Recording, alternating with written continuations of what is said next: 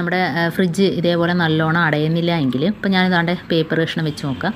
അപ്പോൾ പേപ്പർ ഒരു ഷീറ്റ് പേപ്പറുണ്ട്, അത് വെച്ചിട്ട് വടിക്കുമ്പോഴത്തേനും അത് ഊരി വരുന്നുണ്ട്. കണ്ടോ, നമ്മൾ വടിക്കുമ്പോൾ തന്നെ അത് ഈസി ആയിട്ട് ഊരി വരുന്നുണ്ട്. അപ്പോൾ അത് ഗ്യാസ് കട്ടിങ്ങിൻ്റെ പ്രശ്നം കൊണ്ടാണ് അങ്ങനെ വരുന്നത്. അപ്പോൾ ഇത് കാരണം നമുക്ക് കറണ്ട് ബില്ല് ഒരുപാടാകും. കാരണം ഫ്രിഡ്ജിനൊക്കെ ഒരുപാട് കറണ്ട് എടുക്കുന്നത്.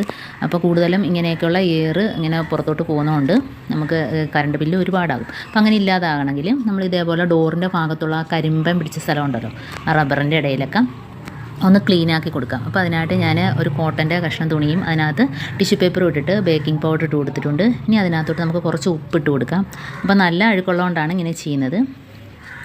പിന്നെ അതിനകത്ത് നമുക്ക് നാരങ്ങ നീരും കൂടെ പിഴിഞ്ഞൊഴിക്കാം.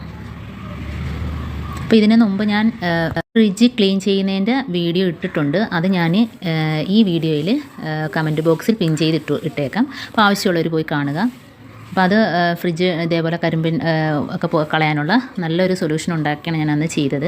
അപ്പോൾ അത് കാണാൻ ആഗ്രഹമുള്ളവർ ഞാൻ ഇതിനകത്ത് ലിങ്ക് പിൻ ചെയ്തേക്കാം, കമൻറ്റ് ബോക്സിൽ അത് പോയി കാണുക.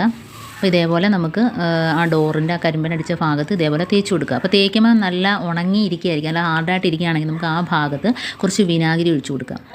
അപ്പോൾ ഇങ്ങനെയൊക്കെ ഒഴിച്ചതിന് ശേഷം 10 മിനിറ്റ് കഴിഞ്ഞ് വേണം നമ്മൾ ക്ലീൻ ചെയ്തെടുക്കാൻ. ഇതിപ്പോൾ ഞാൻ പെട്ടെന്ന് തന്നെ ചെയ്തെടുക്കുകയാണ്. അപ്പോൾ കണ്ടോ, നമുക്ക് ഇളകി വരും. ആ വിനാഗിരി ഒഴിച്ച് കണ്ടോ ആ ഭാഗത്തെല്ലാം നമുക്ക് ഇതേപോലെ അഴുക്കളായി വരുന്നുണ്ടോ. അപ്പം ഇതെല്ലാം കളഞ്ഞിട്ട് നമ്മൾ ഫ്രിഡ്ജ് അടയ്ക്കുകയാണെങ്കിൽ നല്ല രീതിയിൽ തന്നെ അടയുകയും ചെയ്യും. അപ്പം നമുക്ക് കറണ്ട് ബില്ല് കുറഞ്ഞു കിട്ടുകയും ചെയ്യും. അപ്പോൾ ഇങ്ങനെ ഡോറിൽ അതേപോലെ നമ്മുടെ ഫ്രീസറിൻ്റെ ഡോറിലും അതേപോലെ താഴത്തെ ഡോറിലും ഒക്കെ ഇതേപോലെ ഉണ്ടെങ്കിൽ ഒന്ന് ക്ലീൻ ചെയ്ത് കൊടുക്കുക. അഴുക്ക് കണ്ടോ, അപ്പോൾ അത്രയും തുടച്ചെടുത്തതിൻ്റെ അഴുക്കാണ്. ഇനി നമുക്ക് ഫ്രിഡ്ജ് നല്ല രീതിയിൽ തന്നെ അടയും. കാരണം ഗ്യാസ് കട്ടിങ്ങിൻ്റെ കംപ്ലൈൻ്റാണ് ഇങ്ങനെ വരുന്നത്. ഒന്ന് പേപ്പർ വെച്ചിട്ട് ഒന്ന് വലിച്ചു നോക്കേ, പേപ്പർ വരാൻ ബുദ്ധിമുട്ടായിരിക്കും. അപ്പോൾ ഞാൻ കാണിച്ചു തരാം.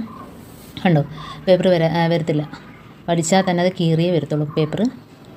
കണ്ടോ, അപ്പോൾ അത്രയും നമുക്ക് വൃത്തിയായപ്പോഴത്തേനും അത്രയും തന്നെ നമുക്ക് ടൈറ്റായിട്ട് ഇരിക്കുന്നുണ്ട് ഡോറ്.